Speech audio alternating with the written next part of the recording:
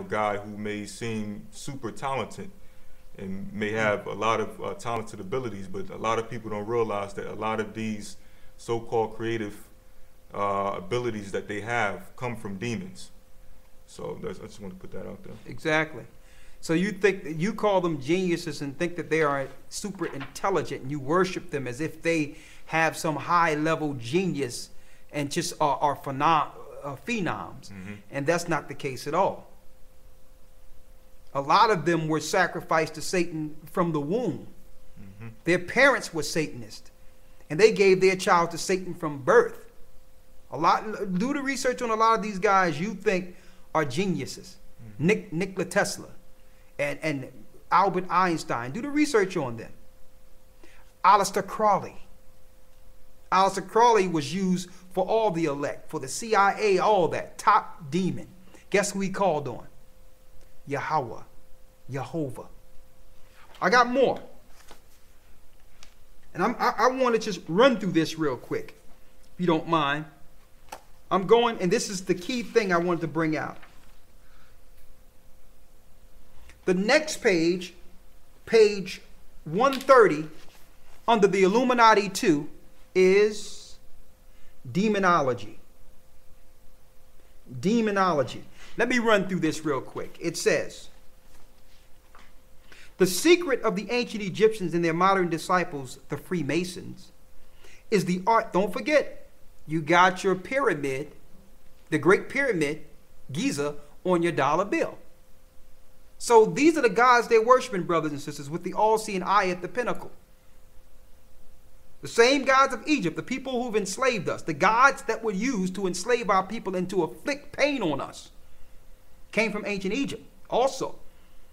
So our so-called founding country, America, the country we think is the land of the free, was really an enslavement place for God's people.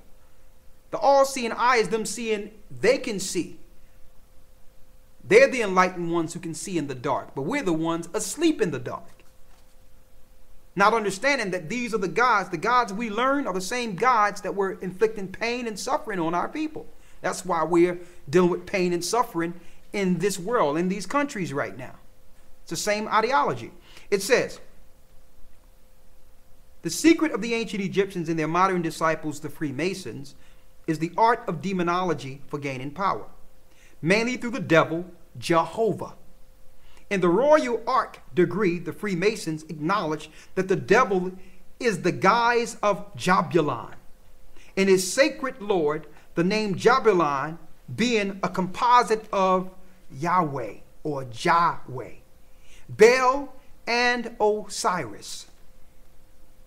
It tell you he chants it, and it says Albert Pike. Remember the lesson we went on in Albert Pike? They got a statue, this top Mason, not too far from the White House, who's not even he wasn't even an elected official. Albert Pike, who Jewish guy created the KKK.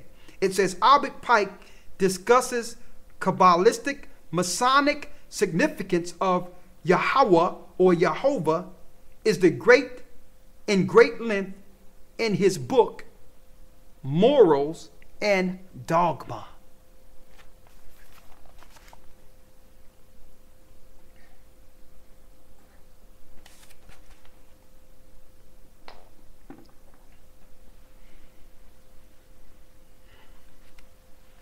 Morals and Dogma. First paragraph there. Let me read on. The name Yahweh or Jehovah or Jehovah, if you're saying it in English, was injected into the text of the Old Testament by the Pharisees and others who practiced Babylonian Satanism, the precursor to Kabbalism and Talmudism. For those who don't believe the Talmud is satanic, it proclaims that Christ is in hell boiling in excrement and in semen. And that's in Gittin 56b, 57a. An agreement was forged between the Jewish Masoretes and the Catholic Church in 1000 AD to change the name of the God in Hebrew Old Testament to the pagan name Yahweh. Jehovah via the Tetragrammaton. And you can find this on remnantradio.org/archives/sacred_name.htm. He gives you a source where you can actually go into the history to when the Jewish people got in league with the Catholics to change the Most High's name in the text we received coming out of slavery. So the stories are correct. The spirit of the book is correct. But they want us to attribute all the greatness of our records to their God, Yahweh, or Satan himself. That's why we don't say Yah. Yah is Yahweh. We don't say Yah because Yah is Yabulin or Jabulin, a name you learn when you're getting high in masonry, and now they want to reveal names of Satan, the true God of this government, to the elite or his so-called elect who would bow and reverence him for gain in this world. So some people say, well, I've been blessed by calling this name. Things have happened right for me. You can't tell me this feeling. Listen, you got to separate that from the God who knew you from the womb. The God that knew you from the womb when you were born, you didn't know a name, but he guided you. So stop that and thinking that everything, that all your blessings came from this God you're calling. That Satan trying to trick you into not represent the God he has something against. More. It says, this explains Rosenthal's, another Jewish person, saying, we are amazed by the Christians' stupidity in receiving our teachings and propagating them as their own. Let me repeat this. Rosenthal, yes, he's one of the Jewish Zionists who came and was explaining about the elders of Zion, their true mission in this earth. Eventually they got rid of him. Mm-hmm. But he says, we are amazed by the Christian stupidity in receiving our teachings and propagating them as their own. Like, how can you believe us? This is what he's saying. When we don't respect Christ, we don't like him. That's what they're saying. These Jewish people don't respect Christ. The Jewish people don't respect him. You understand? So now they're teaching the Christians not to respect the true Christ and tricking them into following their God. And they did this by invoking and injecting the name. And it's like witchcraft. It's like sorcery. You start saying the name. You notice people in church, they be going into their convulsions and shaking and all that. When they saying certain names, they are invoking demons into existence. Don't forget, everything was created with the word. Words are very important. Now it so happened that I have the PDF, and you can get it, called The International Jew, Volume 4. I'm not going to have time to go through it today, maybe at a later time. But in this particular work, listen to this clearly, The International Jew by Henry Ford. It says the Christian cannot read his Bible except through Jewish spectacles. And therefore, they read it wrong. Let me tell you its purpose. Its purpose, no sooner as we started rising as a people, the Jewish people linked in with Martin Luther King and started funding Martin Luther King against Malcolm. They created the NAACP because why? If we can't stop it, because it's not time to destroy them altogether yet, let's control it. And let's control it with our spin on Christ. Even though we don't believe in Christ, we'll tell them to take up the content of Christ that allow us to beat them over the head and not fight back. So let's fund the side that don't understand we kicking their backs out. You understand? instead of trying to get into the side that opposed to us, that won't let us in. This is how they operated. So they say, listen, we can't spin Malcolm X side because they're just, listen, we want to be separated from y'all.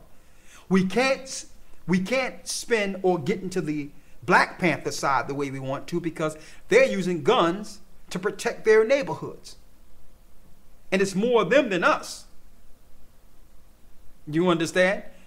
Into their neighborhoods, because we may have about 2-3 white cops walking the beat at that time. It was predominantly whites. But you got hundreds of guys walking around with machine guns and weapons. So we can't deal with that. So let's get on the side. This articulate guy is just out of college, Martin Luther King. Let's use this young man. Let's link in and finance his side so that we can have an internal fighting of these people. And let's use Jesus. Even though we don't believe in Christ, we're going to concentrate on the love and docile and the forgiving spirits and just have them totally deal with that and not the other side of the understanding of Christ. Like when he went into the temple and beat us out of the temple. We don't want them to deal with that Christ. Going back to the name, and this is what blew me away, and I'm glad we received this book because the last statement that was made in this book blew me away. I need you to read the last paragraph when it says the wise Solomon. The wise Solomon asked, what is God's name? The wise Solomon asked, what is the Most High's name? And what is his son's name? And what is his son's name? If thou can tell. If thou can tell. Proverbs 30:4. Go ahead. God's name is Ehyeh. Is what? Ehyeh. God's name is what? God's name is Ehyeh. You mean to tell me that is written in the Illuminati too? God's name is what? Ehyeh. Go ahead. Sometimes translated Ayah, meaning I am. Meaning what? Meaning I am. Meaning I am. Go ahead. That is the name given to Moses along with the law. And the Most High said unto Moses, I am that I am. And he said, thus shalt thou say unto the children of Israel, I am have sent me unto you. This is my memorial unto all generations. I am the Most High thy power. Thou shalt have no other gods before me.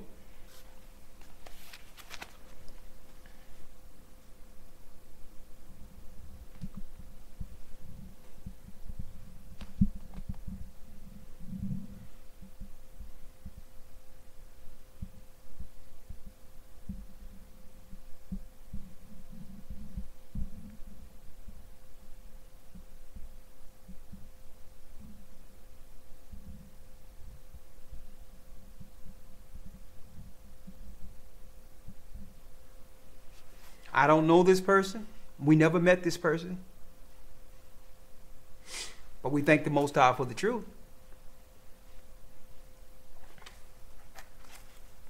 Ehyeh, Ehyeh is his name. The Illuminatis. He's even breaking down the Illuminati and what they're saying. Now, I have more before we open this up. Where's the other book, The Angels? I have another book, and I'm not going to go into the title of this particular book because I don't want, it's just, it's enough people go into all these things. I just want to pull some of these things out that the other people be going into so that you'll know what's really going on. And a brother years ago, around, I think a brother, Ehyeh, about 1999, after things fell out and we were no longer following the old things, we were into the new teachings of Christ. He said, man, you need to see this book. It's information